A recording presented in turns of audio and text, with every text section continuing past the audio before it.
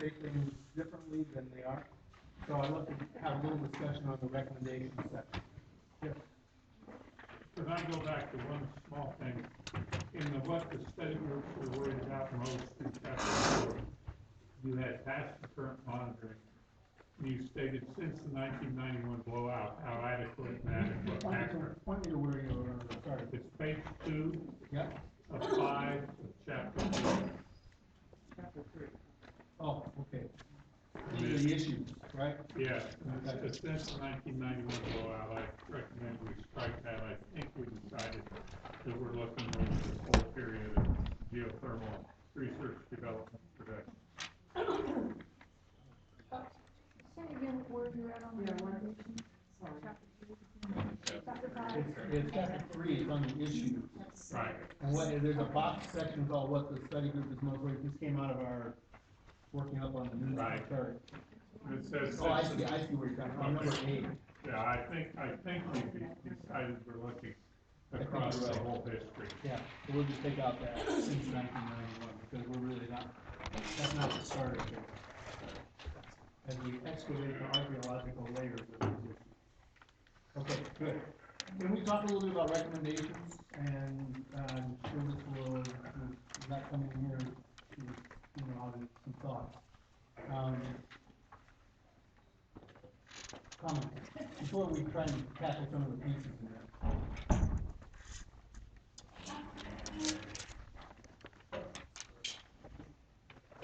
And I'm mindful of the discussion we just had on experts.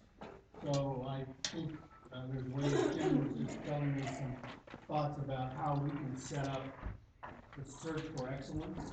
I think for the highest excellence we can do, whether it's an expert here or an expert there. Yes, but by saying here's the quals, here's the creds, here's the vetting that needs to be done.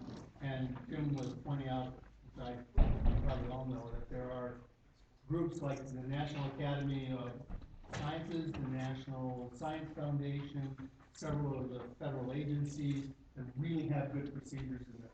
So this is not, again, an area where we have to invent it. And in fact, we can cite it and just say, here's the way to do it. Jim, I think we can do that. I think it's important that we put some constraints on the decision makers in the county and the state as to who they get to choose. And one way to do that would make it increase the probability of getting trouble.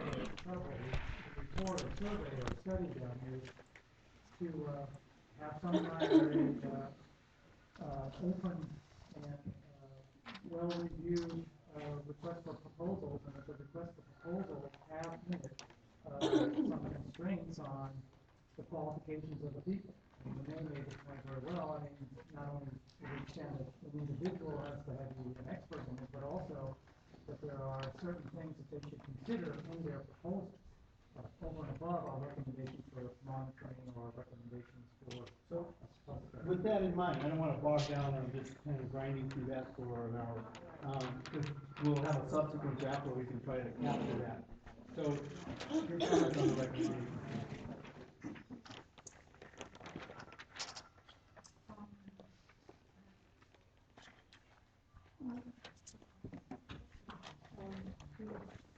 About this monitoring expert, I also think that, we have to be careful who's hiring him.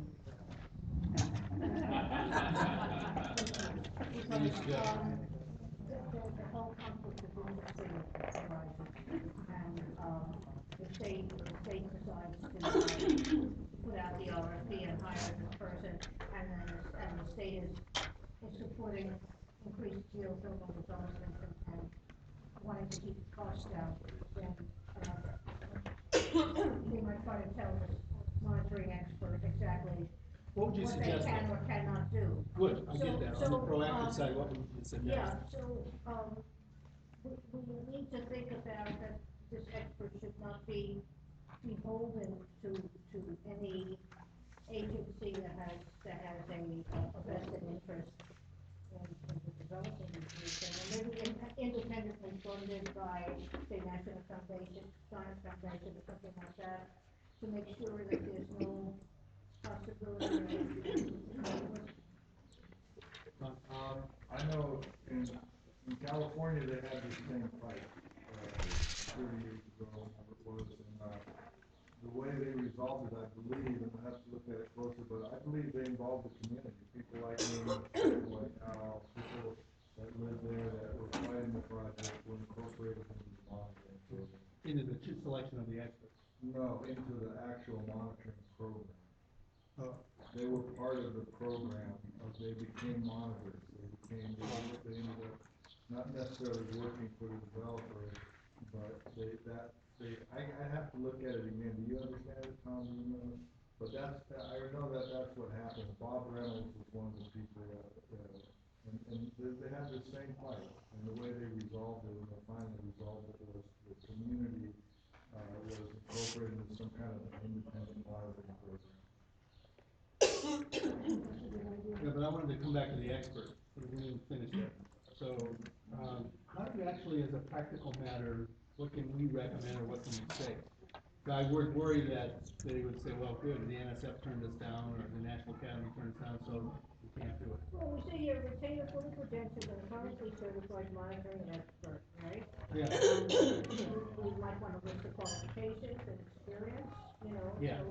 so that gets included in the RFP. And we should say that we recommend that the work of this expert be independently funded to avoid the possibilities of conflict of interest. As a practical matter, though, I'm trying to understand how that would actually work. Would they say we're gonna take the money, put it under the Hawaii Community Foundation, or what? I mean, I just wanna. How do you do independent? Yeah, how do we do it? To go out. Mechanically. Are you specific as far as monitoring goes, or you're talking about recommendations? I actually think it may fly through to any place else where we're hiring somebody or recommending somebody to be brought in, including health. In the back of my mind, I wanted to bring the university of belonging to it. I know they've got a pretty strong medical college there, and I know they've done a lot of research in different things. I know they're independent, but it seems like there might be people there with some background that could oversee this. I think what Renee's raising is how do you guarantee, how can we go the farthest we can in some reasonable practical way that get success in guaranteeing that they're not gonna just go with a low bidder or somebody who's playing inside baseball. I think that's what we're trying to figure out. Also because there's a history, especially with the Department of Health. After Dr. Oliveira was realized he couldn't take the orders of the governor anymore because they conflicted with his tobacco, and he bailed. And then Dr. Sam Rubin, for the same reason, failed. Then Mark Ingolia, was the head of the department, he was an FPH, and he failed for the same reasons. Bruce Anderson and Barbara Brooks did not, and they ended up with permanent jobs in the state. So, they followed the marching orders from Governor Wyatt.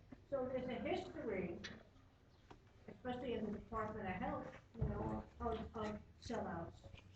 And I wanna make sure that whoever ends So we're up trying to doing the immunize this study against that.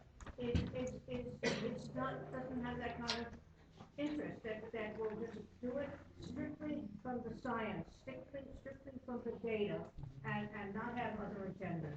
You got a thought on it? I hate to say this, but maybe we could have oversight of it. They get 3 CVs and this group actually determines who it is.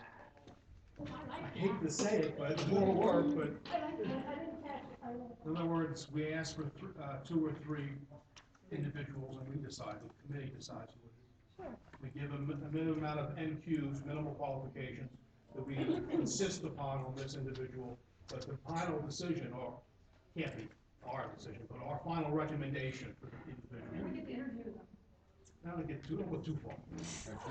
But you're talking about, I know what you're saying. look at even if we had to look at their CV, we could glean a lot about the individual. Maybe not, but maybe prevent what you're talking about. Let me try and work this in the next draft. I have some thoughts, this is really helpful. I think there's some ways to get, without sort of wagging fingers at every previous person who came out you didn't like.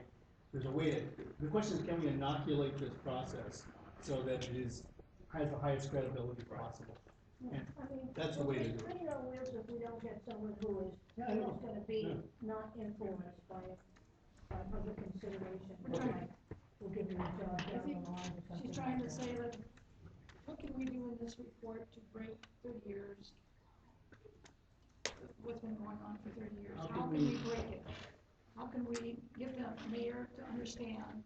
It's a broken system, it's been broken for 30 years, and until we change our ways of doing business, no nepotism.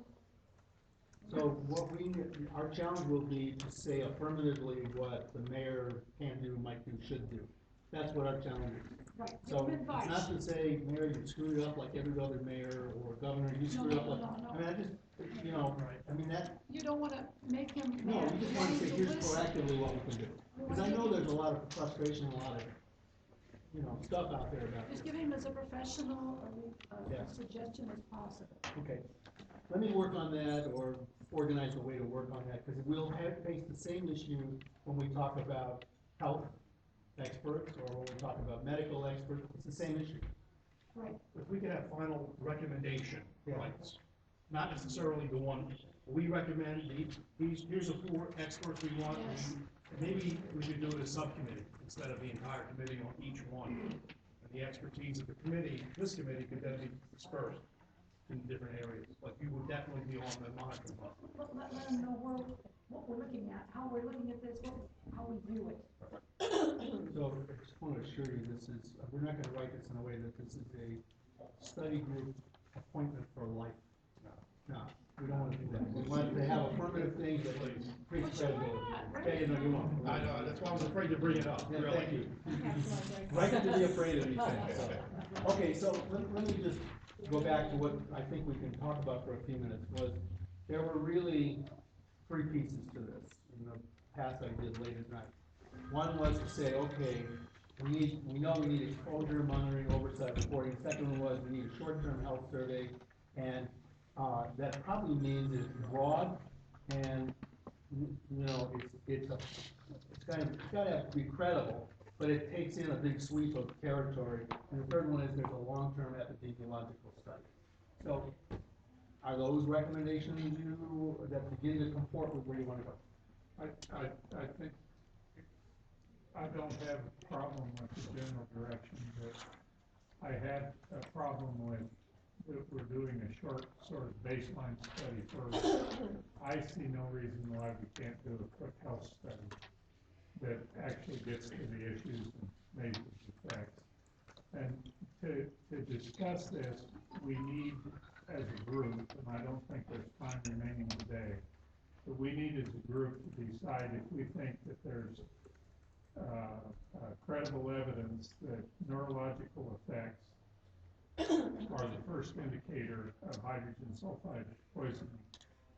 And if we decide that they are credible, or at least there's a good possibility that it's true, then that can be a part of the study that we could recommend. And I really personally have problem with trying to do a baseline study to determine the general overall health of the Puna community. I think it's a step too small. I think with the same amount of money and the same amount of focus, we can step up and really find something out. We may not be able to know everything we want to know at the end, but we can How get a about good start.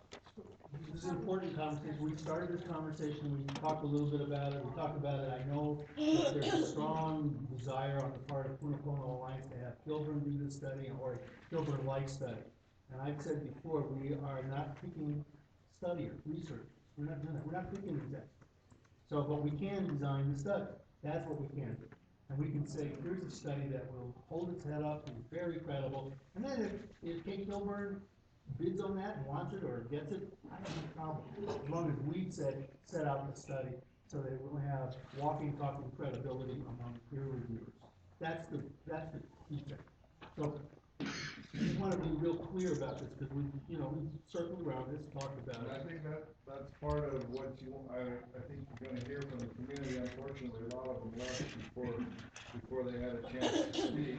But I think at some point before you make that decision, you need to hear from the community. We're gonna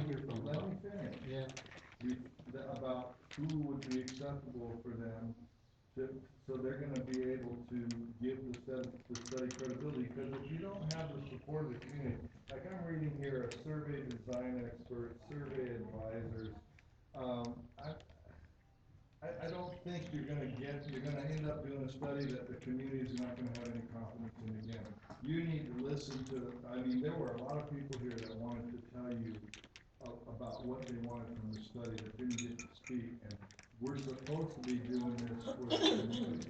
We're supposed to be designing a study to help this community, but we don't wanna hear what they have to say. But what have you've told us a lot about this. Well, I'm gonna tell you, I know a lot I've talked to these people, and I talk to them a lot, and I don't think, I mean, we've looked at all the experts, and it doesn't matter to us, the Puna Alliance and the people that we represent, who else you bring into this study. You can bring whoever you want, Department of Health, state, I don't care who you want, but you cannot exclude Dr. Kilburn.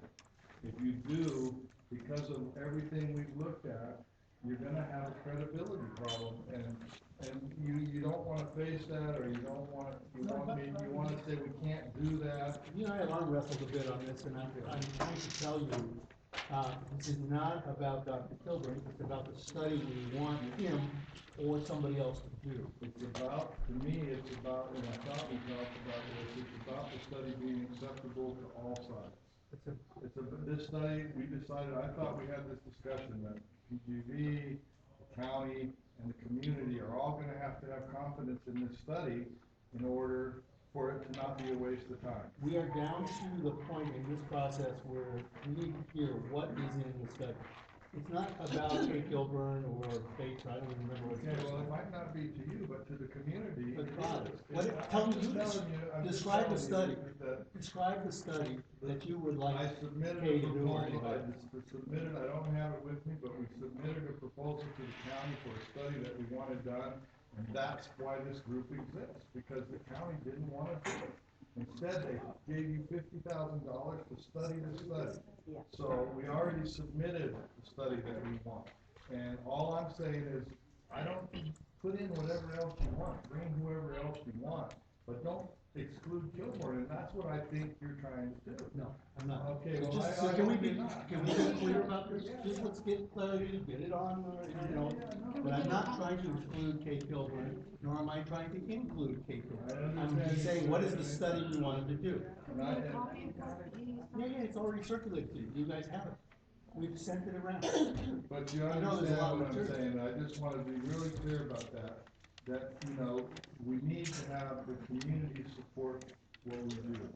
And the mayor can bring who he wants, PGV can bring who they want. The community just wants one thing, all they want is Kilburn to be part of the study. It doesn't have to be the dominant study, it's not a Kate Kilburn study, he's part of the study. Can you describe the study for us? Well, Just the basics, the fundamentals. No, I can't, okay, Because if we can agree on the study, I can describe the general outlines of it. It would be a combination of symptoms and neurological issues. The neurological issues would be, the control group for the neurological issues would be all the people that have been measured all over the world. Because the way Kilburn does it is he measures neurological functions against overall. Then what he typically has done in the past is he determines how many abnormalities you have in these neurological functions. And what he finds is that people that have exposure to H2S, what he has found is people that have exposure to H2S tend to have more abnormalities than those people that have not been exposed to H2S. And so. And it's not a causation study, it's just to determine if there's a problem, and then if there is a problem, then you look at the problem. It's not gonna. I think in the proposal, we also wanted to look at workers from PGD that have been exposed to several others. But the fact of the matter is that's the methodology. And the question is whether we're willing to recommend that methodology. yeah, that is the question. Because I mean, I can sit here and just tell you there's some people that recommend that methodology, and there's some people that don't think it's the best way to go. And if we recommend the methodology, whether we recommend Kilburn or not, everybody's gonna know who should do it. No, The guy that does that. I don't have a problem if we Like zero. talking about special relativity and not inviting Einstein. He's otherwise preoccupied. Yeah. So I wanna, again, understand if that's the methodology and that is the preference rather than some surveillance study. Understand, yeah, I just wanna see if that's a sensible group. If you say, here, let's get down to a neurological study, that, a CNS study of some sort, right? I said that his study included neurological and symptomatic issues. Symptomatic and respiratory. And it also, if I remember the proposal, it also looked at well-being and stress issues as well. I think all of those were involved in the study. But the key element was, should it include CNS issues? Because a lot of people have done symptomatic studies. Lots of people have, and a few people have done CNS studies. Let's hear it from all of you. Yes? I don't recall reviewing it, I'd like to review it. I might have reviewed it sometime, I don't recall, I'd like to see it before I can make a proposal. Yeah, yeah. That's a study, that's not the proposal. Oh, the proposal. That's not the proposal. I wanna, This is a different, He lists the methodology as he goes through it. yeah, I know it was sent around, because Bob, you provided it to me. Yeah, I can. And I sent it around, it right, so, I know, I mean, part of this is we're swimming through tons of documents, just tons. So, any other comments, reactions to If you that? can't get it, let me know it, I'll put it. Reactions to the kind of study? This is Yeah. really not about Cato. And I think it's unfortunate that you're here and then it's either do this or I'm gonna take my group and go. And you keep saying the community and you don't really represent the community. You represent a group of people that you've been working with for a long time and they all have shared opinions and shared ideals and shared plans and that's fine, but don't say you represent the community. As far as Dr. Kilburn is concerned, my review of what he's done in the past has been some gray areas. I don't think he is the only answer for what we want to do here, so I'm not gonna feel good about saying it's either do Dr. Kilburn or I'm not gonna That's support not it. what I said, Jay. No, it is what you just said. No, what I said is you have to be part of it. I said, if you like somebody. You said you can bring anybody else in you want to, but you have to use this too. I do feel that way, and the gray areas you're talking about are not in they were not in the initial studies to determine if there were problems. It was in the causation study, if you'll go back and look at it. It was in several court cases that tried to And use those this. relate to causation, not to determination. So I think you should review those again. But I'll say this about I am the president of Puna Geothermal Venture, which represents a good portion of the community. It represents part of the community. I'm not done yet. And the part of the community that I represent is the part that doesn't ever get a voice. The part that never gets heard from, the part that nobody wants to hear from, that they want to exclude, that they're tired of hearing from. That is the ones that have to breathe the H2S, the ones that have to live next to the power plant. And so you can say I don't represent the community, but I represent more than a few dozen people. I represent, my mailing list for Puna Geothermal Alliance is 727. So it may not be the majority of 40,000 people that live in Puna, but it's enough that I have a voice, and I can tell you, having been through experience before, that if you don't have the support of the people that live there, that I'm working with, you're not gonna accomplish it. So can I just ask, in the same vein, I'm not interested in trying to argue with you about representation. You and I had several debates on email about this, and I said, you're speaking for the community, I'm trying to get a group that speaks for the highest truth we can get to, which includes community views and all their diversity.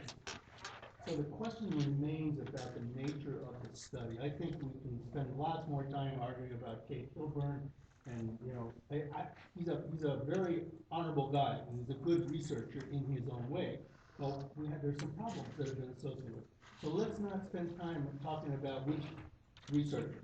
I've said what I have to say. Yeah, thank you. and- So let me finish. So the question again is, can we begin to detail out what is the broad methodology we are looking for, which is part of our task? Exactly, it's in the marching orders, directions. And we can tell the mayor, sorry, Mayor, this is too hard, we can't figure it out. But I think we want to try to speak to the method and the sequence of health studies. We know we're gonna recommend a lot of stuff on monitoring and the trying to capture data around exposures. This question of what is the study, and if you say we don't need a broad-based, baseline surveillance, then if that's the sense of the group, that's not the highest and best use, and we need something that goes to neurological issues, then the question is, what's the best way we can get at that? And maybe we can't talk about that today without having Ed, you and others just go back and take a look at case proposals. And I don't know if we have any others out there that are comparable, or that we could say side by side, here's what Gilbert did, here's what somebody else did. I just don't have a good sense of that. Well, I raised a concern earlier when we were talking about the monitoring expert, about finding ways to make sure that we get someone who doesn't have any other agendas, any hidden agendas, or isn't beholden in some way to a player. And so that's because the community would not expect, or trust any monitoring expert who was iffy in that way. And that's the thing about Kilburn, I just want to say that he is not someone that anyone would have those kind of feelings about, that he could be bought, that he would change his methodology or anything else, because the governor, told him he would give a, lead on it, right? So, he would have the credibility and therefore, and I think that's what Robert was trying to say also, is that, no matter who worked, there've been groups before, and some, like that geothermal group that Richard Ha and some of them were on, and they had no credibility at all because they were all pro-geothermal. There wasn't a single voice, well, there was one single voice, Nelson Ho. One single voice outvoted every time. And they were all really pro-geothermal. So anything that they came up with in that study was going to be very leaning in one direction. It wasn't going to be balanced. And you're saying and something so, that we want credibility. Our group is more balanced, but there's a question of community credibility. And That's the if question. someone who appears to, to owe favor somewhere, then, Can I just? and Kilburn doesn't. I really am trying not to debate the merits of Kilburn here. I'm trying to say what is a credible study that we would recommend, rather than saying, okay, and we think it'll be credible just because it's okay. I'm going the opposite direction, saying, what is the study we want to do, and how can we have the highest assurances a year from now, 2 years from now, that study will be viewed as credible, replicable, peer-reviewed, as to the best science. So it's the study that we're focused on, it's not take over. We need basically, we need several studies. We need neurological, central nervous system stuff. We need respiratory. We need, Stress, pardon? stress. Yeah, stress and noise related. But, there has to be at least one really valid control group. Hawaiian Beaches does not a valid control group, right? Maybe Rene or Pahoa, something like that. And to have a large enough sample in both the control group and the study group to make it statistically relevant. Just has to be scientifically. Yeah, it has that sample power. Right. Yeah. Good science, that's all. You're asking for good science, with all the, yeah. Absolutely. Yeah. Any questions that are, given to the, participants, have to be phrased in a way that is non-leading? It's a very big deal, actually, that's semantic crime. Yeah, and, a lot of the tests that Cooper describes here, about balance when your eyes closed or your eyes open, and that sort of, I'm terrible at that. Can I just ask, I was very interested, those are standardized measures. In other words, if I went to 5 other researchers and say, that's the way we do CMS studies or behavioral studies. Well, I don't know, you mean if the technique is standardized? Yeah. I think he developed it. Yeah, so that's one of the questions about, is that technique, will it have walking credibility with others, or was that unique to him? That Is it gets back to Replicable.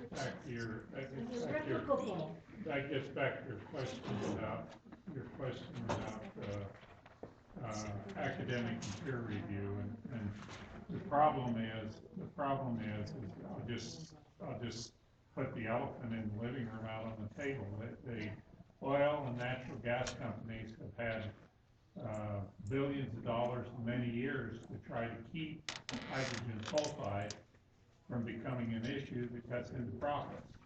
And they have a great deal of money to give to universities, to think tanks, and anybody that knows how the system works knows that that in fact is the case. And so when you ask yourself the question, is it academically reviewable? Will it be credible? With all those things, the answer is that there is a political conflict here. There's a political conflict between people who may believe that hydrogen sulfide is not a problem, and those that believe that it may be a problem. There's two sides. There's two sides. And the fact of the matter is they both spend money and make efforts to try to do it. From a community point of view, I would think those of us that live in the community would want somebody that is not, could not be influenced to the industrial influence and the political influence. I mean, this is happening in New York right now. It's happening. This isn't an isolated location. All kinds of things. Fish holds and all kinds of things. Can I just hear a little bit from Jim and from Ed a little bit on the science of this thing, on the kind of study? I mean, your views are going to be very important in this. And again, it's not about Gilbert, it's about the nature of the study. And I don't think you're suggesting that somehow we just do a political study, Tom. I can't imagine you saying that. I'm saying that what I am saying is that we need to understand that a person who represents plaintiffs in lawsuits like asbestos and cigarettes and hydrogen sulfide is going to have a whole list of people and studies that are going to be trying to discredit him. That neither makes him credible or not credible. Non-credible. But it just, yeah. I'll go back. Good science. I mean, whatever, first you need to know what you're trying, what's your hypothesis? What are you looking for? You need to start from square one, which is either looking for every possible thing, which is probably not the best way, or making a hypothesis saying, let us start with the assumption that H2S causes disorders. And then you design the study from there. But as long as it's scientifically powerful, then it can go against review. To prevent what you're saying is almost impossible, I mean, in the real world. All you can do is you can hope that the science is good, and then when it's peer reviewed, meaning individuals who have the same level or area of expertise are reviewing the study and saying this is good and it's publishable in a reputable journal. And so that's where you start from, and it doesn't matter who it is, as long as it's good science. But the question, what do we want the study to prove or disprove? You need to start from the hypothesis. And can I ask, can you have both a null hypothesis and a positive hypothesis in the same study? Could you do that? Could you say, one hypothesis, there's no link, and another one is there are links? Can you do that? I think it's cleaner to do one and then prove it or disprove it. Okay. Good.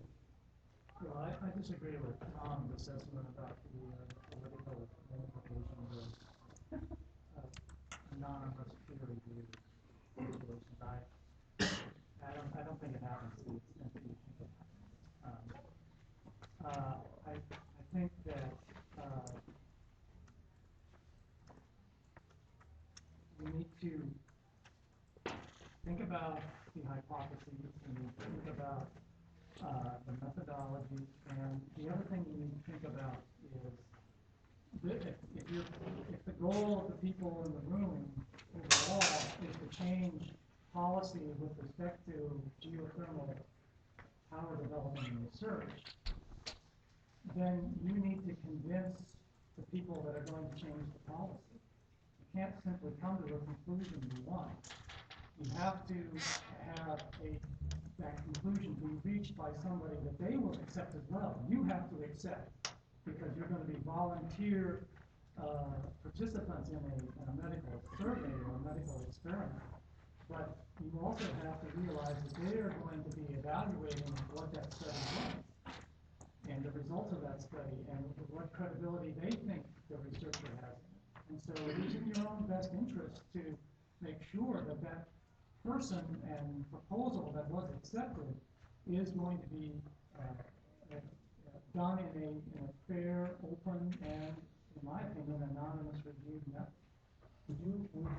One more thing, would you guys say, and technically and scientists, that what we ought to be describing is A, the hypothesis, and B, the methods, and C, the selection of the researcher? Is that the way to organize our output? That sounds good to me so far. I think the methodology, though, General methodology. We can't Maybe general, but Yeah, general- it won't be specific, it's not a design, Right. we're not designing the this. general methodology, but definitely what we want the study to show. We want it to just, that's the starting point. I think the rest follows suit. Starting from there, what are we investigating? And then the methodology will flow from there, and it'll be tweaked by the individuals doing the study. And would you agree that based on what we've already said, that we believe that there are substantial complaints and there are probably health harms, that's what somehow this study needs to come back to that? If that's one of our findings, then we need to say we're gonna test that. Looking at it just purely on a scientific principles, the neurological aspects are always gonna be more difficult to prove one way or the other. Because they're so subtle and they're so variable.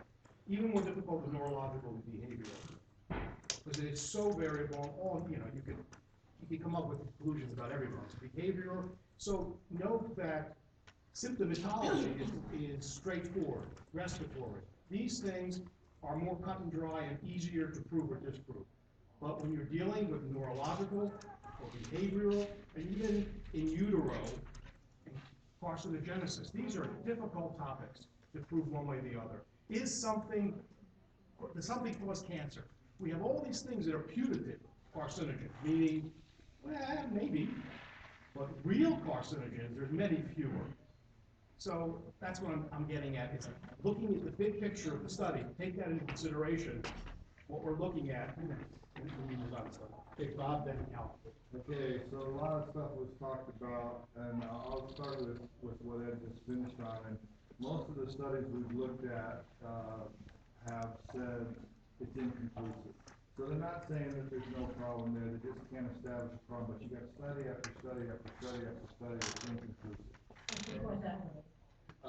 Yeah, well, no, acid is long-term, low-level hydrogen sulfide exposure causes more problems. That's what the inconclusiveness is. But you've had many studies, and I agree with Tom actually, because this problem will affect industries all over the world. And you can bet that they're watching what we're doing here. I have reason to believe that they're watching what we're doing. This is important to oil and gas, this is important to paper manufacturing. If we were to find in Lower Puna, the long-term low-level exposure to hydrogen sulfide caused alpha, it would affect all of these industries all over the world. So this is not just a little issue about Puna. There's a lot of pressure here. And to show that, Dr. Legator came here and did a study, and he found problems. It wasn't a peer-reviewed study, but it was just to open the door and talk about it. And the Department of Health went on the page, in the front page of the paper, and I forget what they said, but that was just like, I mean, they tore him up, and this was the Department of Health now that's not here, that's not doing monitoring, that has been nowhere, that I had to sue to get air monitoring standards. I had to sue them for them to promulgate rules to regulate this industry. They weren't gonna do that. So, but that's not all. So then Legator goes home, and PGV, he worked for the University of Texas. PGV calls his boss, the chancellor of the university, and tries to get him fired. Says, what are you doing using a guy like this? Aren't you worried about your reputation? So I think what Tom's saying is right. There's gonna be a lot of pressure here. And the reason that I like Kilburn is because he's not gonna succumb to that pressure. I don't wanna keep coming back to that, but what I do wanna say is this. As far as credibility goes, maybe we need more, that's what I'm saying, bring in whoever is gonna make the other side feel comfortable. Bring in whoever you want, and they can watch Kilburn, and Kilburn can watch them, and maybe we'll get something that everybody will be happy with. You agree that describing the hypothesis and describing general methodology and describing selection is a good thing for us to do? Yes. Okay. I mean, I just want to see if we can get the framework. We don't have to work all this stuff out at this moment. We will go through another draft. One other thing I want to talk about, and that's the EPA and the industry. So Can you hold that, because I don't want to jump off this topic it's for a part moment. of this whole same thing. We only have 6 minutes. Yeah, we I'll be agree done, with I'll be time. done, this is it. EPA, H2S has been a non-reportable gas from the EPA. You didn't even have to report it, you released it for over a decade. And that was because industry pressured the EPA to make H2S a non-reportable gas. So last year, the EPA finally, after all kind of fighting with environmental groups, et cetera, now H2S is a reportable gas. And the EPA stated that long-term low-level exposure to hydrogen sulfide is likely to cause health impacts. And you're absolutely right about That's that. all I And wanted to say. the EPA also has these ADGLs, which are they have never had a standard. They've never put a promulgated standard, but they have these sort of advisory exposure. Thank you for letting me say it. Thank you. Al? I almost forgot what I No, wanted. no, we need your on the opinion on it. I don't know, I've been sitting here for what, 6, 8 meetings now, whatever it is, and listening to all this stuff, trying to sort these things out. And after thinking of all this, I have to go back, Goddard and Goddard. I mean, we sat here, not us here, but myself and a number of other people sat through a lot of stuff with Goddard and Goddard. And he did, as far as I'm concerned, one of the best programs that he thought that should be done here in Puna. And I think all of you've read that report, and I think it was a well done report. And now we are, 20 years, 15 years later, reinventing the wheel again. And the problem I got is that if they didn't accept Goddard and Goddard, and I think like everybody sitting here has got to say the man had a good head, and he knew where he was going with this. And he had experience from the geysers. It's not like this guy was just taken out from nowhere and said, do the job. He was from the geysers, he had the experience, he knew what the impact that he was making. He knows what we were suffering down there. So when he came out with his final report, it was a decent report. So I appreciate everybody being here and doing all the work they can, but my question is, if Goddard and Goddard did a great job 15 years ago, why are we sitting here today? Because we didn't get into it.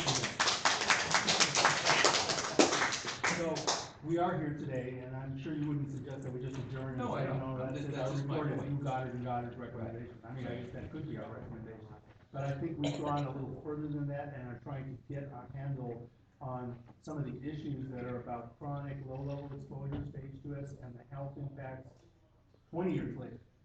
20 years later, or whatever the time is, But we don't have the history from before to work with, that's the problem. from the Goddard study. Right. I mean, I don't, I'm sorry we're where we are, but we are where we are. Right. So, Rene. Okay, well, you look at the children's study, that's primarily central nervous system stuff, and that's where his expertise lies. But there are other areas of the human body that are affected by H2S. And so possibly we might consider recommending, that that the health study be done by a team embodying not only an expert in central nervous system, but someone who is an expert in, respiratory stuff. Yes, And someone else who is Not just the nervous in reproductive, and we've got- maybe a we can identify the pediatrician word. or an OBGYN, you know, to do that part of the study so that, I mean, no one person is an expert on everything, but if you sort of divvy it up a little bit, and then they can sort of work together and correlate. I don't know if that's, you're looking very, I'm thinking about, again, the hypothesis, where, we're starting with the chronic effects of H2S, we read all these things, inconclusive. connecting the dots. Well, Rene, let him finish. So, there's all these are, all these problems. I think we need to show scientifically that individuals who live closer have more disorders. Well, it doesn't matter what. If you start with, there is something going on here, and you can prove it scientifically, you can take the next step and say, is it H2S? Is it heavy metals? But until you get to the point where you can say, there is a difference in this population versus others living on this big island, the next steps don't come out. So the starting point is so important of getting a study that will show, or not show, whatever, but it will be scientifically based that yes, the closer you live, the greater the impact. Can I, maybe one last, yeah, go ahead. That shouldn't be the be all end all. No, it has to be a starting point. We have to go on and make the recommendations about how to keep the community from being continually exposed. But that's the emergency situations of how to get the Exactly. communication. That's that other section that needs, the monitoring and the communication is really not there. We're gonna make recommendations on it. We're gonna do it. Let me ask you just one last question, and this goes to all of you. Maybe something to say, no, we can wait. When I was in graduate school, one of, we would bandy the word hypothesis around ad nauseum. And say, well, we have a hypothesis. And one of my professors always said, make a noise like a hypothesis. Make a noise, give me a hypothesis like the noise.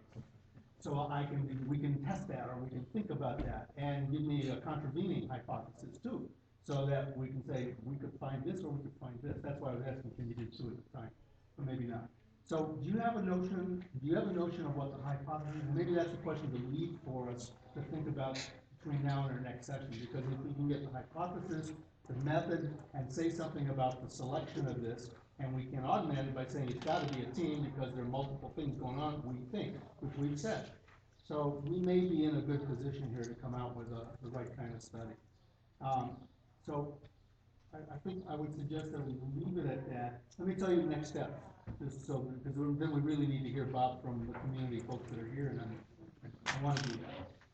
So what I'm going to do is go back, try and get my head back into this thing. I'm not going to redraft everything. I'm going to turn to some of you for some help in drafting. I don't expect this to be, beautiful prose, but at least some stuff that we can focus on in a second draft. And we're going to start to move some of this around faster and electronically, so we'll see it. So obviously I'm going to talk to Loree and ask her to work on some of the monitoring issues, and come back to Tom for some pieces on this thing, perhaps on exposure, or whatever. So I'm going to ask different people to do things. I won't try to make this so complicated that you have to write 20 pages. But if we can get to the heart of a few things, then that's what we would have on the table next time. Make sense? Go like this if it makes sense, go like this if it doesn't make sense. Do I see that? Yeah, Renee? Bob? Make sense? Well, that's a little nod. Is that a nod or is that a? We want to work, I thought I'll just be a naysayer here. I thought we kind of decided that what we needed to do was talk about hypothesis methodology and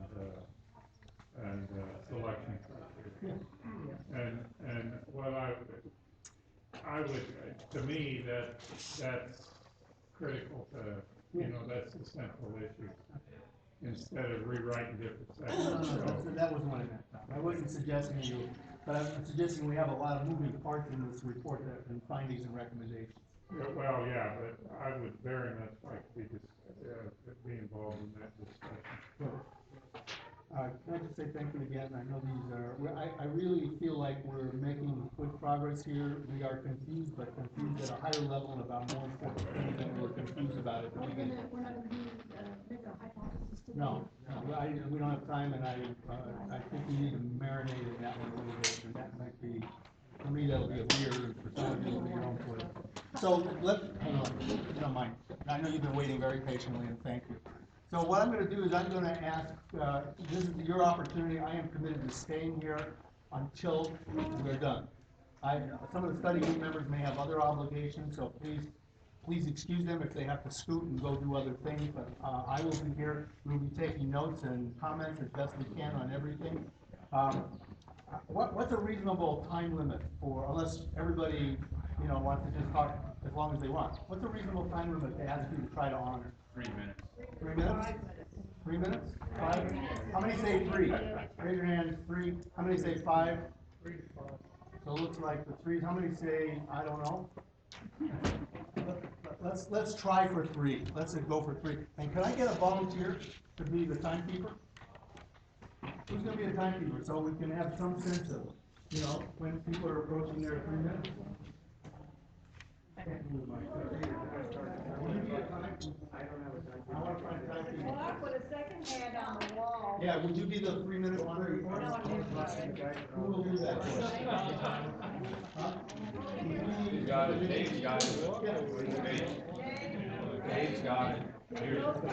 Okay, we've got someone who's gonna kind of be our red flag person on 3 minutes. Thank you. All right, and go ahead.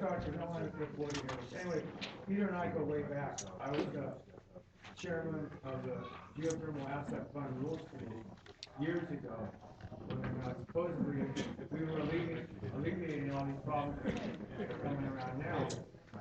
And Peter, you did us a really disservice last time we meeting. And I believe the reason you're here now is because you did such a good job for PGB in the state that you got rehired to deliver the community again. You didn't put in the mediation, in your mediation report, a letter. You wrote a letter to the state saying that we can, it might be a good idea because they're doing it other places, to exchange contested case hearings for a mediation process. Yes, you did. We have a copy of it, and I will produce it. Okay, and then you ended up getting hired to do it.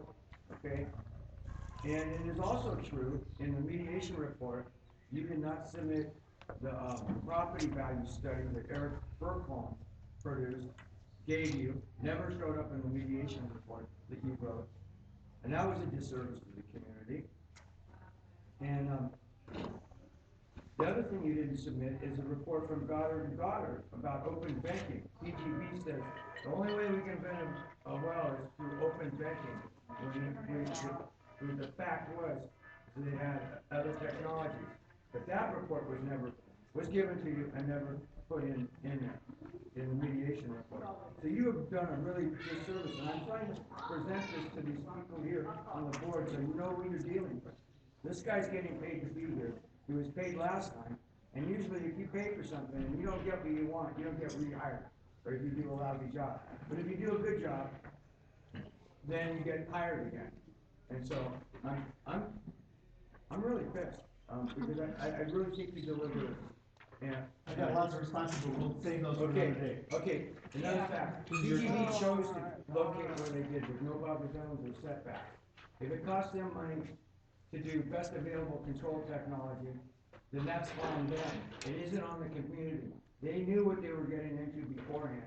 So we shouldn't have to pay for anything other, that's their thing. There should be point source monitoring. Finish your last statement, Okay. okay, want to talk to. Yeah, well, Peter, I'm gonna bring the documentation for the board, okay? I'm gonna bring those letters, I'm gonna prove what I'm We'll saying. look forward to reading Okay? and talking with you about that. Yeah, I know, I want the board to see it. I've done enough talking with We're not a you. board, we're a study. Study group, Yeah. okay, I just want you to know Okay. where this man's coming from. Who's What next? was that Holly? She was here too. Holly. Sorry. Why don't we? He asked for that because he said he's gotta leave, so. Why don't we form a line, if the people wanna speak behind Holly? Okay, why don't you come behind Holly, and then when the line goes down, and somebody else wants to come up, that's fine. I have a question, there's a limit on the parts per million, parts per billion. Hang on, Holly, we one second. There's a permit limit on parts per billion, parts per million for the permit. What is that, again, what was that, the limit? What was the I limit? didn't hear the question. What was the limit? So Parts that per billion, if the monitors say that it goes to a certain level, what's the limit that the permit will get pulled? I don't know if it'll get pulled, but it's a violation at 25 parts per billion. Okay, so we've come to that several times, right? It's been cited once that I know of, and we think this last one was Do a we have violation. some data that we could say anything They that were, would? they were, I think it was 2006, they were found in violation of the permit, they were fined $48. Okay, is there any limit of the thing that would say that it's so high that they have to pull the permit?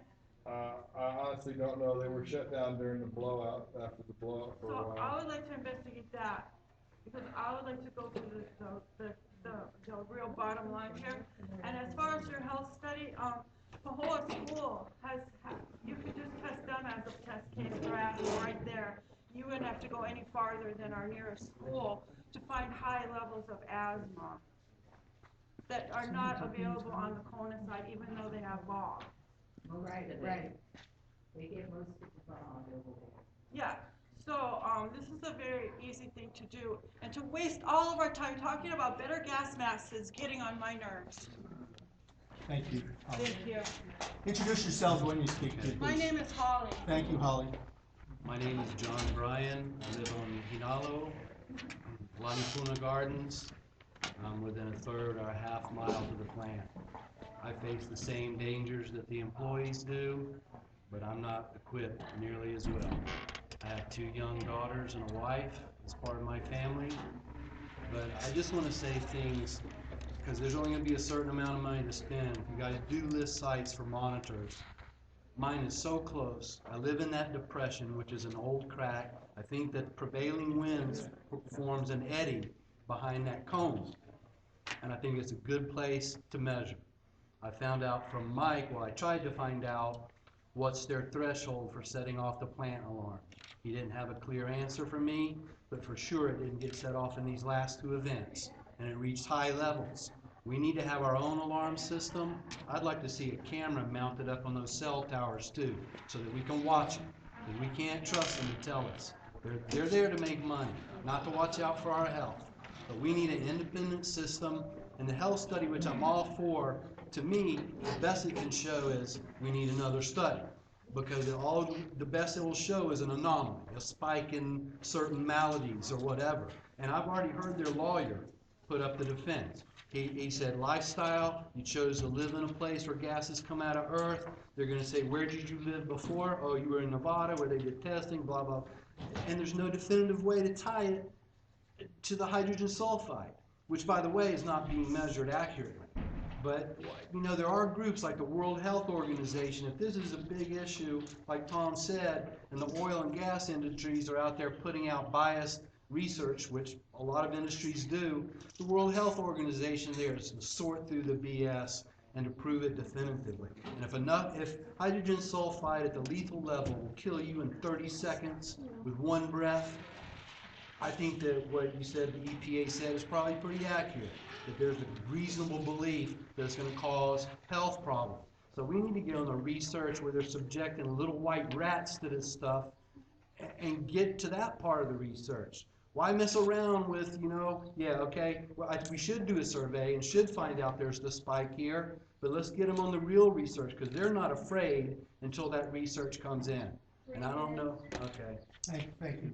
Thanks. Did you want to finish that last sentence? I mean. Oh, my please place do. is offered rent-free to the county, civil defense. I'm in the low spot. I think I'm where the wind eddies, please. And I want that equipment. If I live in the danger zone, I want you guys to recommend that I get electronic canary and a gas mask for my family.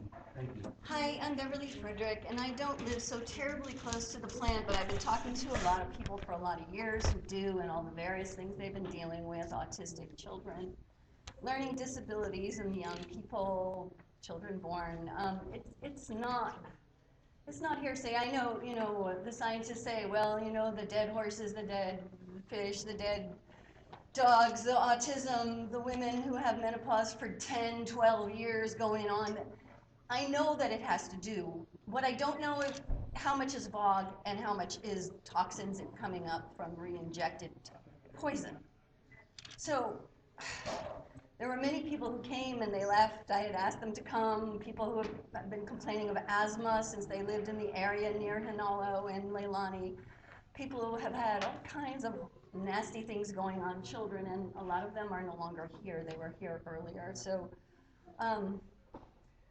and you, Mr. Adler, I've heard the stories. You sound so reasonable and together here, but when I hear that, I have no trust in you whatsoever. And I really want to say three things. They're up there. The children wrote that sign with me earlier. We want independent monitoring of the toxins, not just hydrogen sulfide, but arsenic, lead, cadmium, the rest of what is being put around us. Mercury, thank you, mercury. An independent health study by Dr. Kilburn, and I hope more of us say that, because otherwise it's going to get wiped off by saying that to the rest of the line. An independent regulation and oversight of PGV, because we all know that they're not telling us. And we had to work really hard, Puna had to work really, really hard to get a list of 52 violations that we just recently got our hands on. So everything has been done wrong for 20-something years, and I don't know if we're gonna make a new track with this group now that I know the history and your presence. It's incredibly suspect, like having the fox in charge of the hen house. So I'm disheartened. I put my whole life into living here, and I really do hope that you're going to actually listen. We have some really wise, knowledgeable people on the panel with you, and I really do hope you're going to listen to them, and that Dr. Kilburn will be doing this study, and it will be an independent study, not coming out with pro-PGV statistics. Thank you. Thank you. Jeffrey Last, I've lived here for 30 years. Format Technologies in the last couple of years has received almost $1 billion between grant money and other money, $200 million in grants, $330 million in some kind of loan. Mike from PGV has stated that he really cares about the health and welfare of the community. So does his parent company, PGV and Ormat. So I would like PGV and Ormat to buy 10 handheld monitors for the community. We will train the people in the community. I guarantee that we will have 50 volunteers of highly educated people trained in how to use these monitors. They will be on call. And these people will go out into the community whenever somebody smells rotten eggs. You can put a monitor here and the wind is blowing here. All of the stuff is going here. There's no monitor there. There's no reading.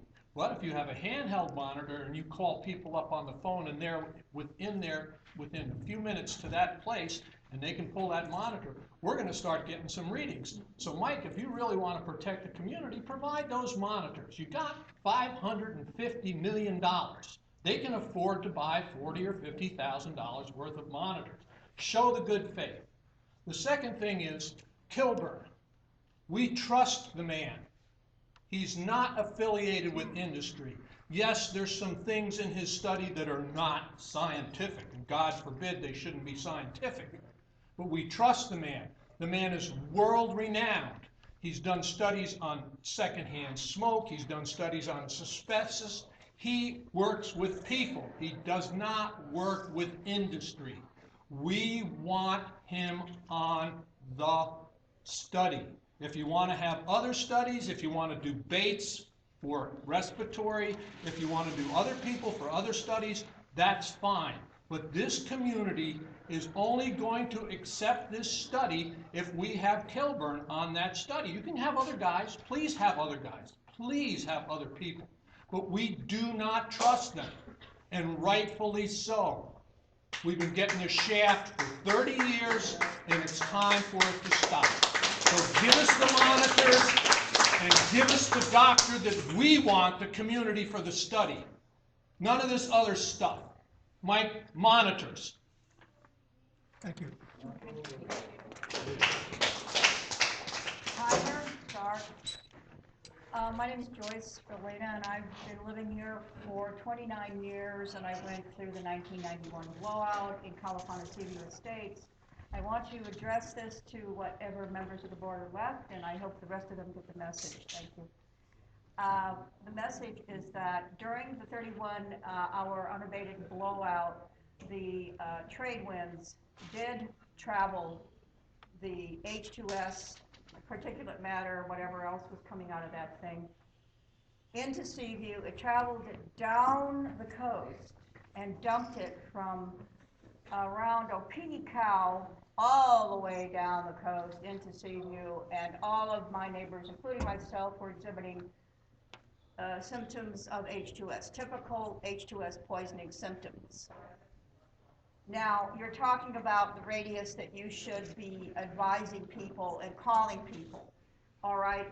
10-mile radius. I think you can read my lips. 10-mile radius. 10-mile radius. You're going to have to study the wind drift. I'm not saying 10 miles in all directions, but I'm saying 10 miles where the coast is concerned. People in Ainaloa were affected. Sam Rubin conducted his own clinic right here in this little breezeway, and today is the first time I have ever seen any evidence that the health department ever conceded that that clinic was conducted. And as far as you're concerned, sir, you're infamous. I'm sorry, but you're infamous.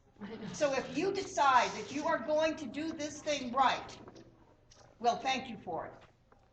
As far as Dr. Kilburn is concerned, I know nothing about toxicologists.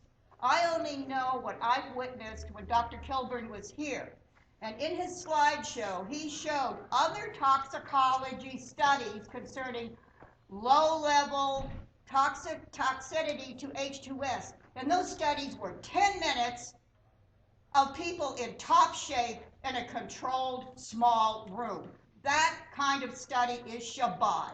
And these studies are going to affect the H2S emissions all over the world. You cannot deny that. Thank you. Thank you, Joyce. Great. I've lived here 24 years, and it's interesting too that this plant, as I've said in other testimony, was misplaced. There's approximately 68 miles of the rift on this island, and for some reason, because I guess we had good roads to the Port of Hilo, it was just, the point of the matter is that we wouldn't be here, we wouldn't be wasting our time and money. We spent our community spent millions of dollars to, sue this company. The whole 9 yards is this. If this company really gave a damn about our health, safety, and our property values, this company would move away from us now, period.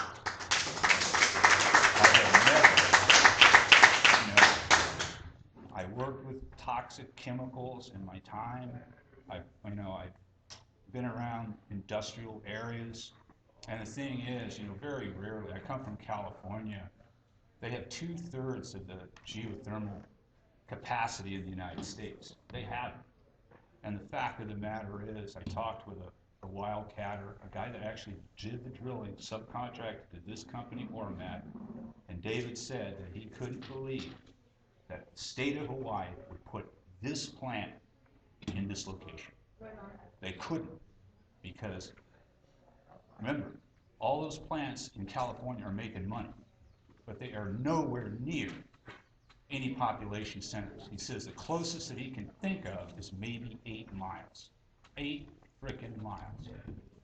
Again, if Ormat really gave a damn, which they don't, they would be out of here. They'd be somewhere either here on the east side of the rift, right near the border of the park, or they'd be in Ka'u someplace. And by God, I don't wish anything on the people of Ka'u, but by God, if you people gave a damn, you would be out of here. Mahalo. And that. Thank you.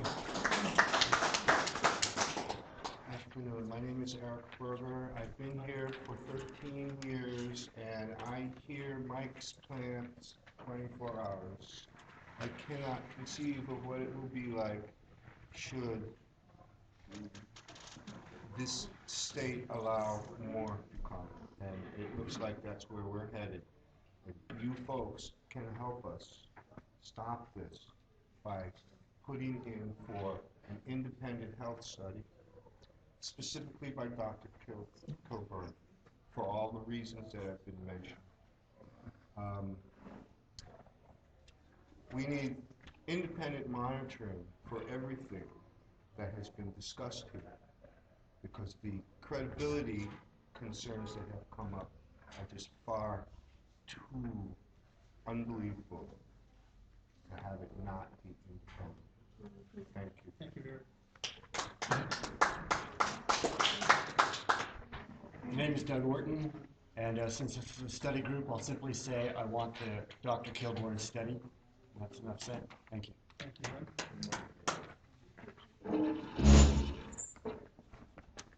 Hi, aloha. My name is Shelley Stevens, Makala Nakoa. I first want to say from the Kapuna Council, Moko Keawe, that they actually have no land title to be even doing Puna Geothermal at all, and that they are contaminating alternate water right sources. I wanted to just let you know, I do research and reporting back to Bob, and formerly worked with Puna Malama Pono. I did live in the area that was affected by geothermal. We had to make a report to the Inspector General because there was, for a worst case scenario, 180 pounds per hour for 31 hours, which was a criminal infraction, is 100 pounds of hydrogen sulfide in a 24-hour period. They had 180 pounds per hour. So when we went to review the worst case scenarios, EPA sent, for looking at the emergency response plan, all the pages were blank. So that's where we need more accountability and transparency. We're supposed to, trust geothermal. That's what they're saying. We need accountability. Also, recently received a letter from Department of Defense Office for the Director of Civil Defense, and basically going into the issue of radioactive isotopes that were used in geothermal injection for tracers to look at groundwater. So as a preliminary water contamination that occurred. We haven't received confirmation one way or another about that. Also, the use of catalyzed sulfide, which has lead and arsenic in it, which does verify the need for, amongst others, for heavy metal monitoring and testing. Also, that at Civil Defense, when I just about 2 weeks ago went in to ask about their evacuation plan, basically that they're basing it on the 2012 Department of Transportation, which what it states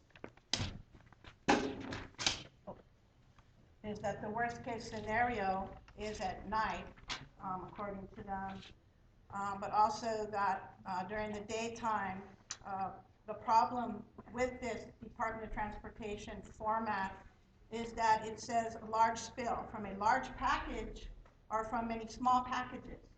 So problem with that is, point one, we're not dealing with a package. We're dealing with a live geothermal, highly volatile, uncontrollable blowout situation of 1991. and whatever other worst case scenarios that we don't know about. Also that, on this, it has nothing on here which actually states what is the poundage or the parts per million. So when they're looking at an emergency response plan, what it actually says here on, for hydrogen sulfide is that, I'm gonna make this one final point, this will hit home. So far as when are they supposed to actually notify the schools to evacuate? And they said, well, we don't have to. And I was like, well, isn't there some sort of form? Well, we have a liaison with Department of Education, but we haven't formally worked anything out with them as to what level they want us to notify or when we're supposed to notify. But according to Department of Transportation, they're outside of the evacuation notification zone. And I will let you know, the evacuation zone is at 3.5 miles. For nighttime, the school is at 3.8. I'm not sure where Haas is. They think they're about 3.5. So we're within that 3.5 evacuation zone. And then for daytime is 1.0. So if you have an event at the plant, they're not going to notify the school unless there's an actual monitor on site and there's a formal agreement as to when you're going to notify. There should be a monitor at the school for sure. Absolutely for sure. And so as right now, I mean, we should put right. Hang on. So as we speak right now, that is the evacuation plan. They're not going to notify the schools, and it's based on nothing. It's based on no poundage, no worst case scenarios, nothing. It's not valid whatsoever. There's nothing valid in here that actually gives them an indicator of when and how they're supposed to get the community out. Thank you. Okay. Thank you very much. Shelley, you still Oh.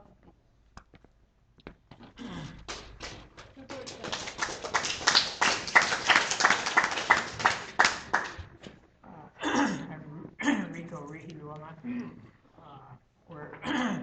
We live within a mile from geothermal. We're snowbirds from Minnesota, so we spend about 4 months out of the year here. And I used to work for the DNR in Minnesota. I'm retired now. Huh? I used to work for the DNR in Minnesota, and I can't talk anymore. And our job is it's for the state, again, remember that word state, politics enters in on this, you better.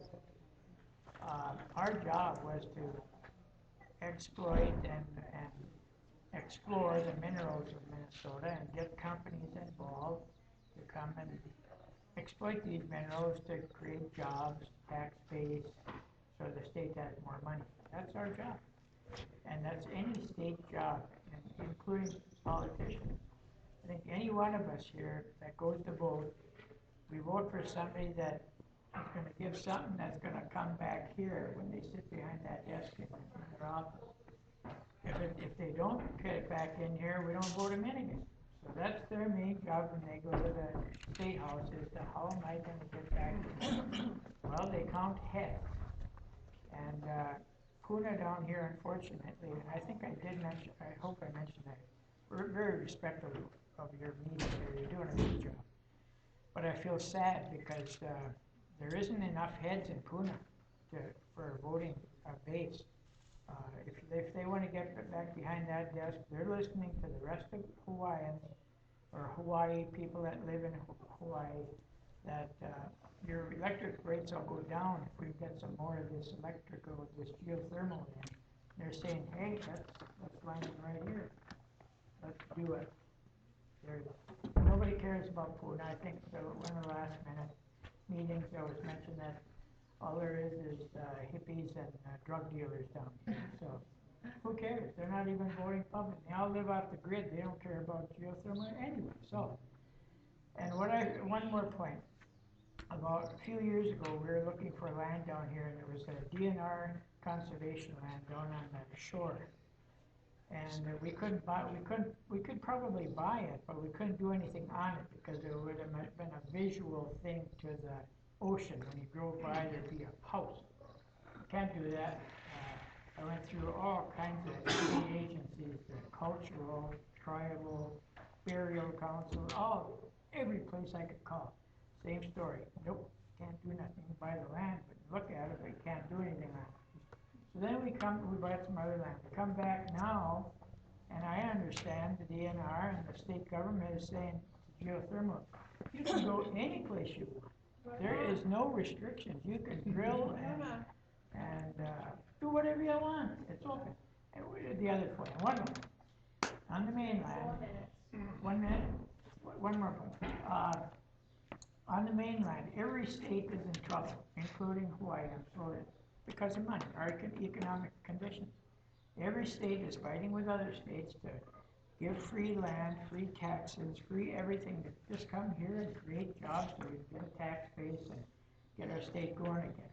So it's another case where Hawaii is locked into, they need this industry. And there is expendable people in every industry, in any endeavor. There's expendable people, and unfortunately, we're some of them. Thank you. Thank you.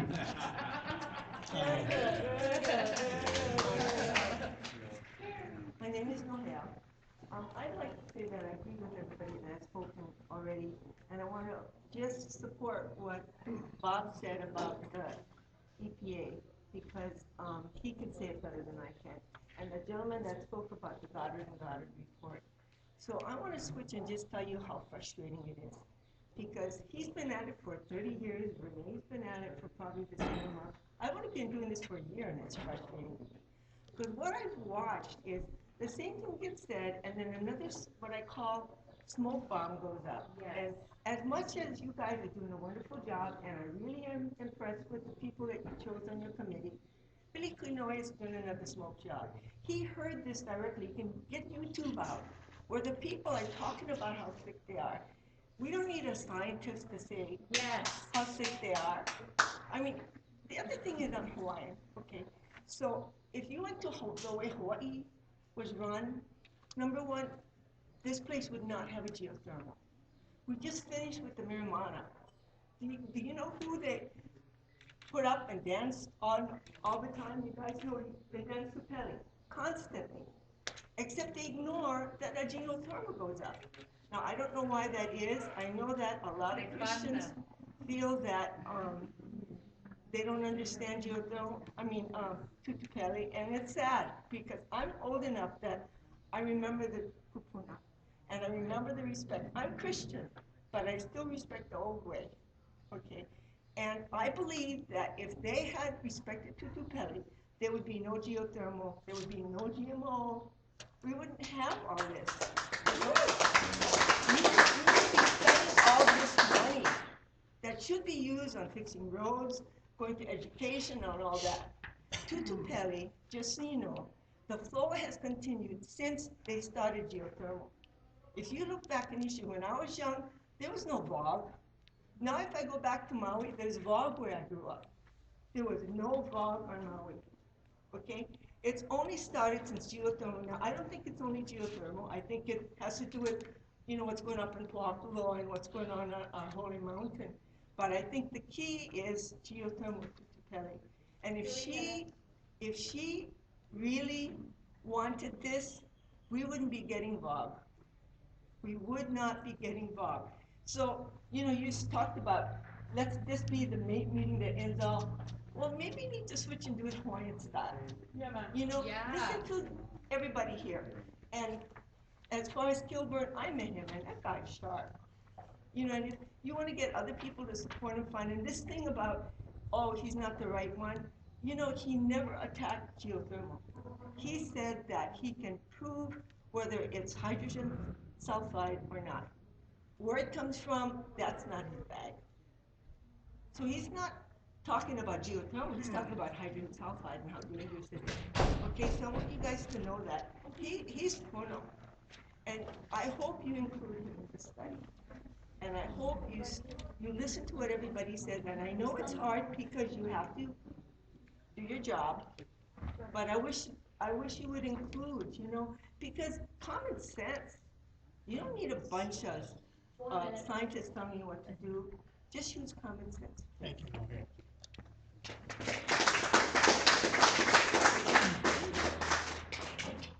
My name is Diane Reed, and I live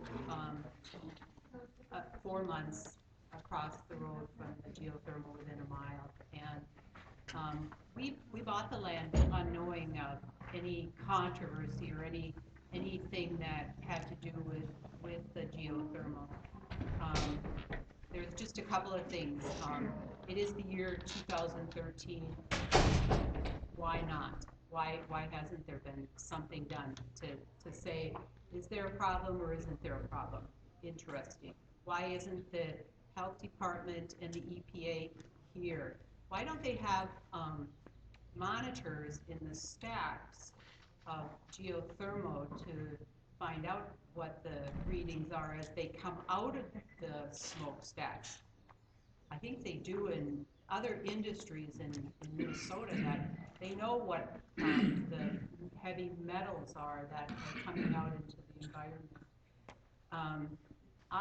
I was down there and we were listening to the tsunami warning, and I woke up in the morning wondering, is that geothermal?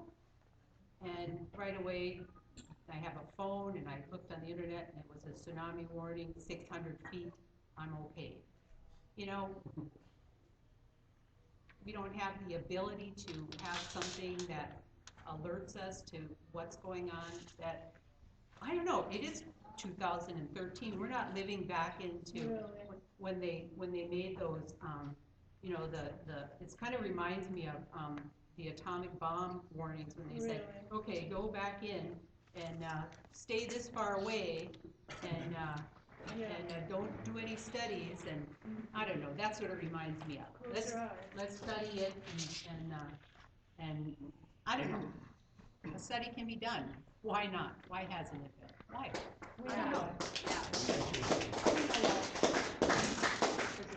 Very Paul, and I have a question.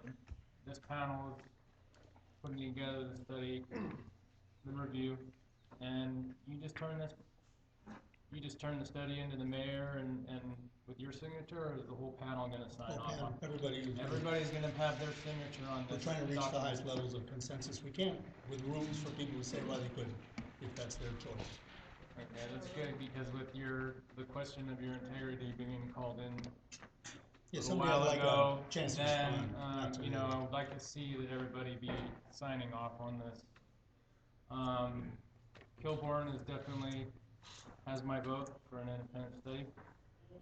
I think that in this day and age, when there's so much in the world that is focused on greed, and there's a lot of stuff happening, and our planet's being destroyed in record time, seems like, all over the place, that we need to be extra careful about what we do here.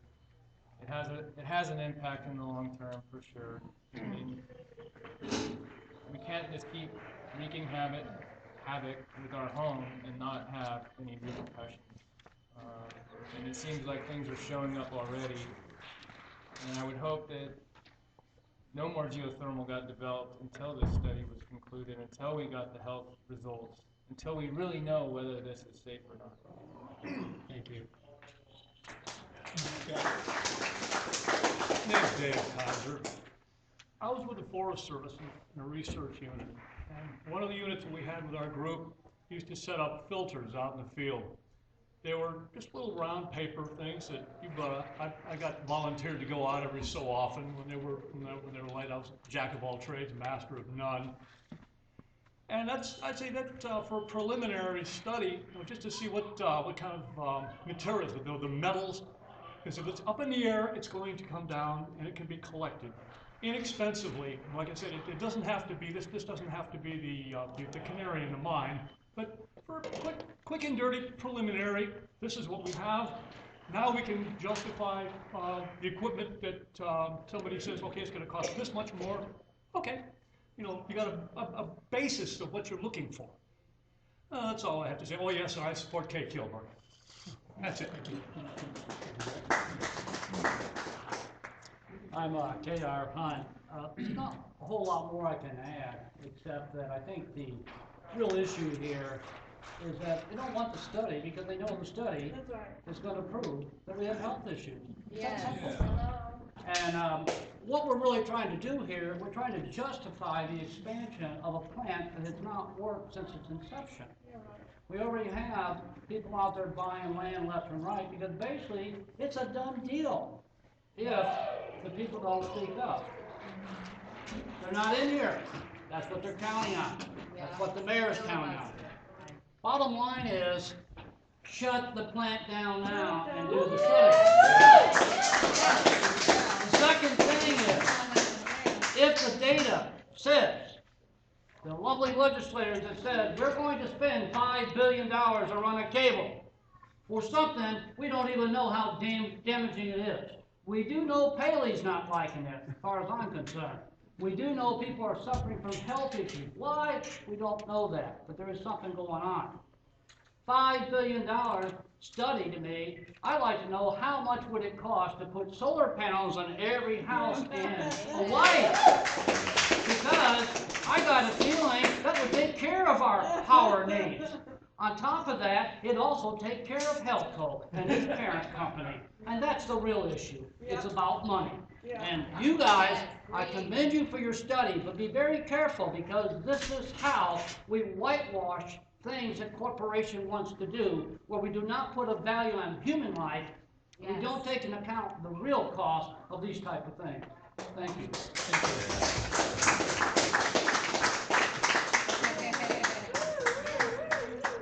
My name's Athena Peanut, and I've lived here for, this is my 23rd year.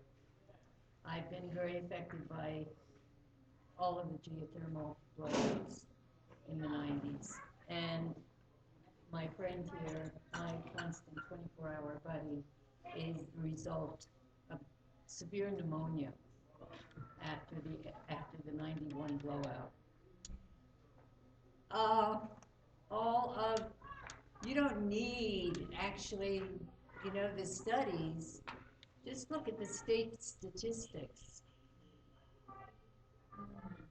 Puna gets 20% of the bog.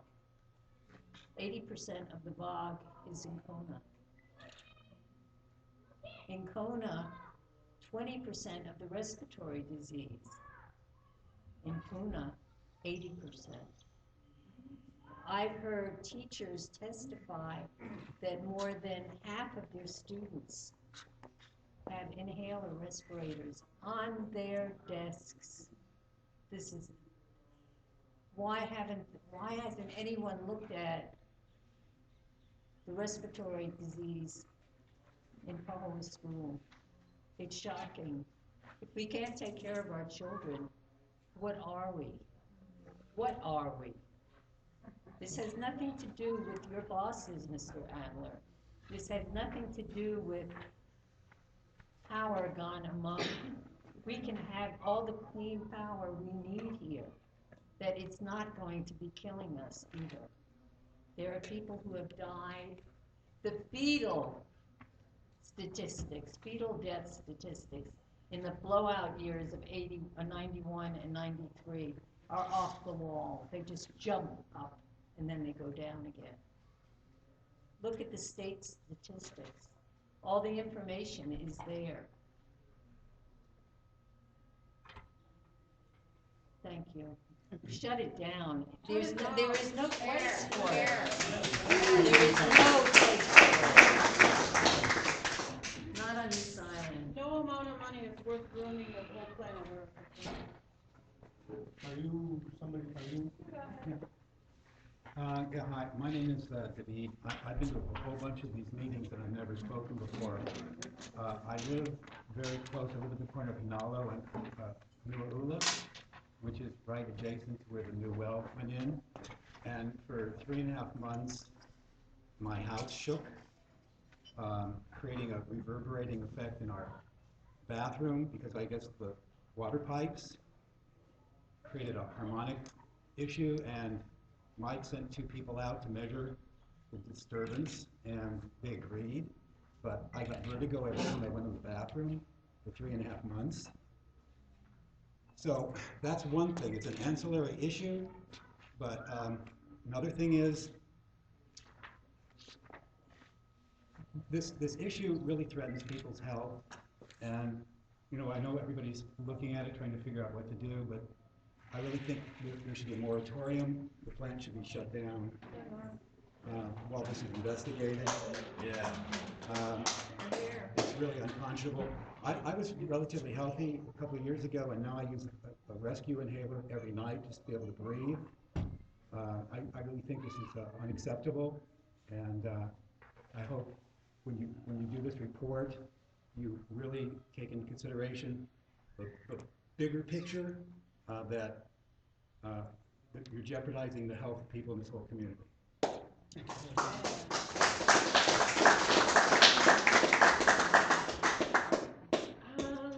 I really love what everybody said so far. I think I really agree that our health is in jeopardy. And, I'm here because my daughter has been sick. We moved here in January of 2012, and we both got sick a lot, and I feel like I'm adapting now, but she's still getting sick really frequently, and I'm hearing a lot of kids are getting sick really frequently.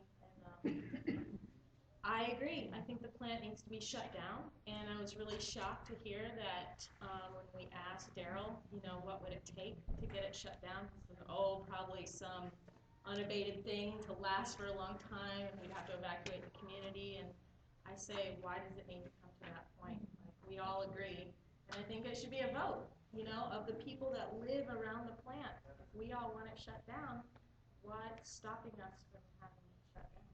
Big money. Big money, definitely, but it's, you know, it is 2013, and times are changing, and we are the ones we've been waiting for, and we're here to make it happen. And I think that we all agree on something, we can make it happen. And I hope in the meantime you will get those monitors that guy asked for, because you have a lot of money, and I think it's something you could totally afford. And, you know, I want monitors on my land. I know that guy John, he wants monitors on his land, and, you know, we should at least be able to know if there are gases in our homes.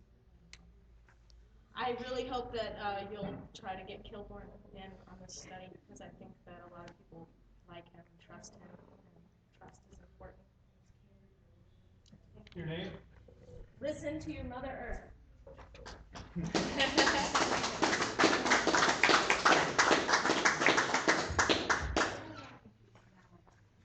My name is Camilla, and I was out swimming the day that this happened on the 13th in Pohoa, and I noticed in Pohoa when I got in the water it was a little bit cloudy.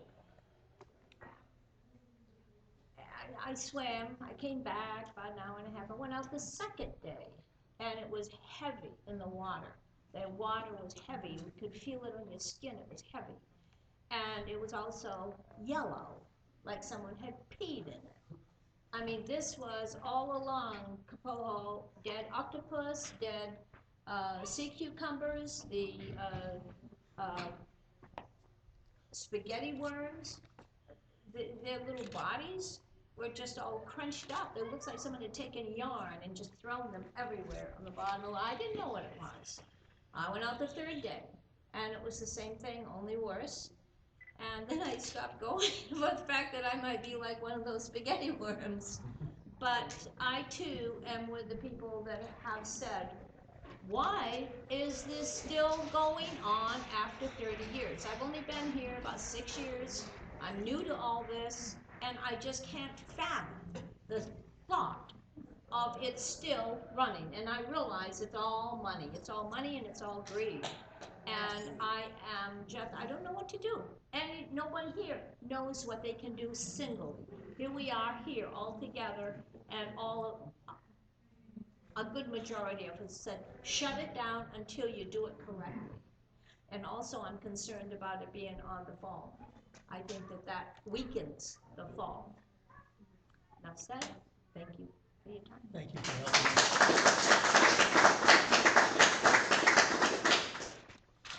My name is James McRae, and I don't see how you can live with yourself knowing that you've got such a dangerous condition living amongst us in this area. Geothermal wells internationally are supposed to be 10 miles from any population. That's not the case here. The location of the well was poorly planned in the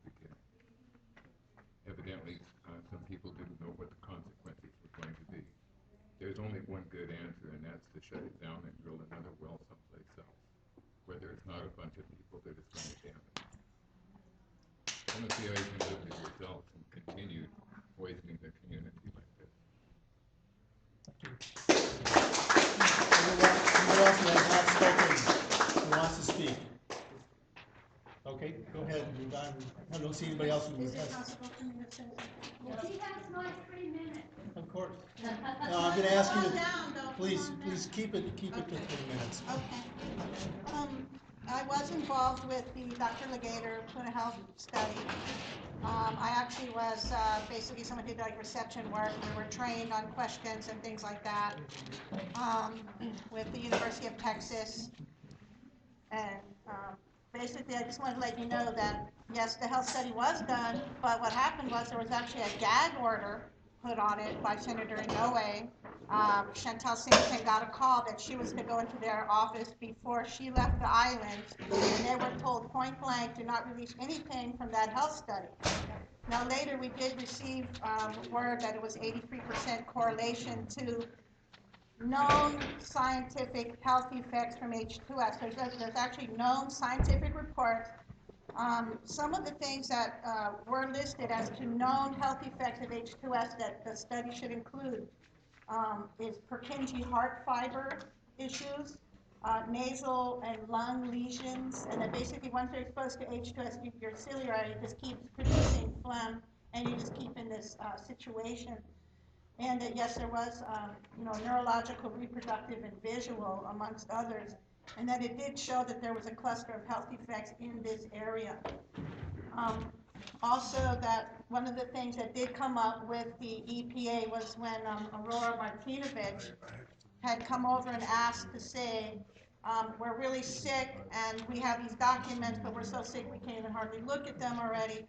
And so I called up the EPA to ask them, what am I looking for here? So basically they said, forget parts per million, forget parts per billion, look at poundage. So I says, okay, so we looked in the 1991 Rene Siracusa report, and it had 180 pounds per hour. And that's where they gasped and they said, that's a criminal infraction. They should have evacuated Pahoa up to 10 square miles.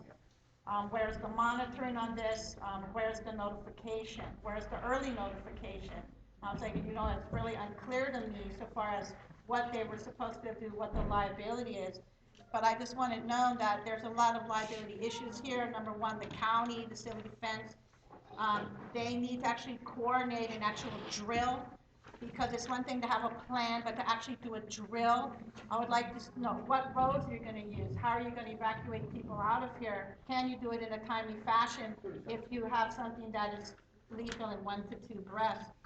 And let's see, one last thing I just wanted to say, to look at the issue of what are the communities within the area, what are the facilities, and that, what is the notification, how are we going to do that? But basically, the bottom line is we can, and that's why we need to shut the plant down, convert to solar, because there's no way they can evacuate people out. Anybody else who hasn't spoken who wants to speak? I gotta go, and I wanna thank everybody for coming. I wanna apologize that you had to sit here all day and that we lost most of everybody.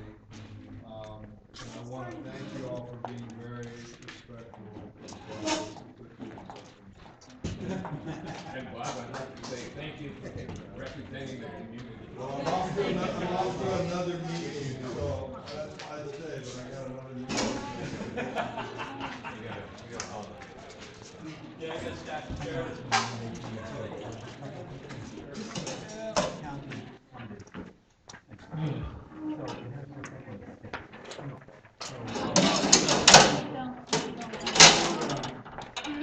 Schools, I need to.